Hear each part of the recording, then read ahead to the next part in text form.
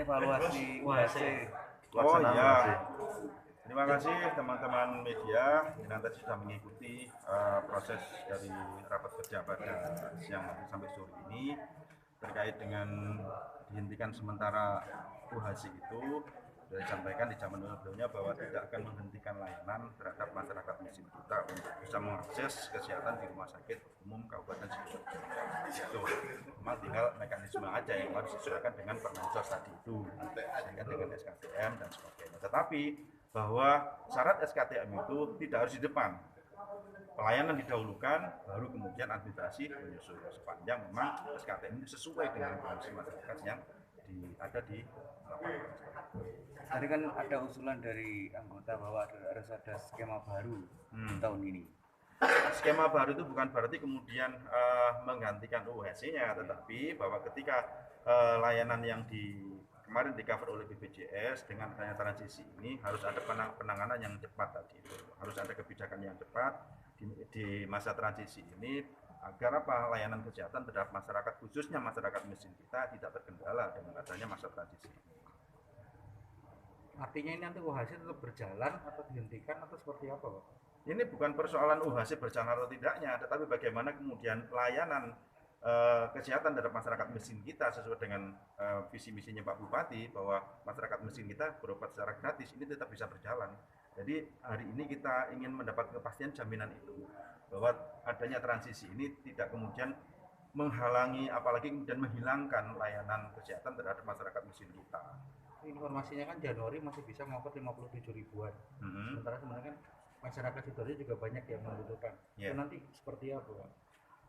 Tadi disampaikan untuk menutup mekanisme itu tadi perlu adanya kemudian revisi Perbup salah satunya tadi itu untuk bisa mengcover. Kemudian juga ada diciptakan MOU terhadap rumah sakit swasta dalam rangka apa? Menjangkau layanan masyarakat kita yang sakit agar tidak hanya ke pusat kota, tetapi bisa terlayani ketika masyarakat kita yang miskin dan butuh berobat itu di pojok-pojok kota Sidoarjo kita.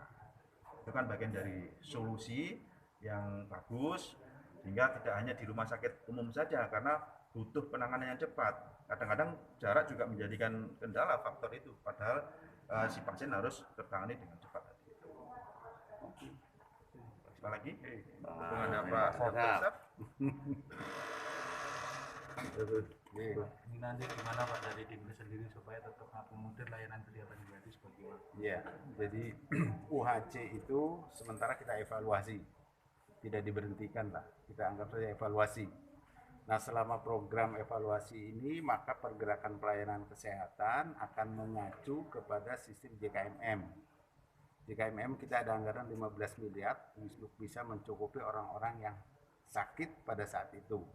Kemudian karena kartunya sudah tergeser atau tercabut atau sudah tidak aktif lagi, maka kita akan solusi membantu untuk memberikan pelayanan dengan mengeluarkan SKTM. Karena SKTM itu sudah perintah jaminan dari Mensos harus memunculkan itu. Supaya jangan salah, istilahnya itu salah menerjemahkan ketika orang yang sakit itu orang kaya, tapi keluar SKTM. Atau terbalik, misalnya orangnya sudah dilayani dulu, ternyata orangnya orang kaya gitu. Ini jadi masalah nantinya, sehingga kita tadi sudah sepakati kami akan membuat MOU baru dengan 4 rumah sakit, kemudian merubah Perbup yang berbunyi hanya RSUD Sidoarjo. Mudah-mudahan dalam waktu dekat perubahan ini bisa signifikan dan bisa kita aplikatifkan. Nah, sisi lainnya BPJS itu sendiri kami diberi oleh Dinsos 57.282 jiwa. Itu yang didaftarkan di bulan Januari. Insya Allah di bulan Februari kelihatannya naik sekitar 60-70 ribu. Nanti bulan Maretnya juga begitu. Tapi kalau mau mengejar kembali UHC itu perlu sampai 377 ribu yang harus dicukupi. Dan itu kelihatannya perlu waktu dan biaya besar. Nah, jadi sehingga dalam kasus transisi seperti ini, semua kepentingan masyarakat untuk masalah pengobatan tetap kita bantu, tetap kita layani.